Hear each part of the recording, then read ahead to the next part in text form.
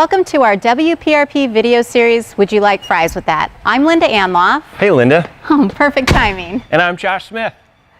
Today we were talking about column protection and how you can protect your pallet rack investment. Why use column protectors, Josh?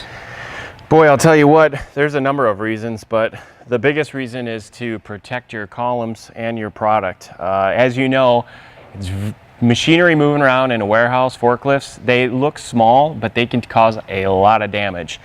And the biggest protector right here is this column protector.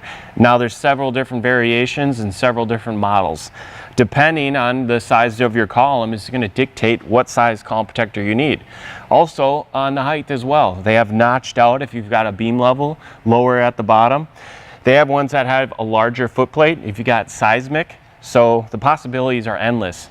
And that's why it's important to make sure that when you order a column protector, you don't want to just order any one. You want to make sure you're ordering the right size. That's so true. And protecting your investment. So thanks for tuning in today. Be sure to see us on LinkedIn, Twitter, and Instagram. I'm Linda Anloff. And I'm Josh Smith. And that's your 60 seconds.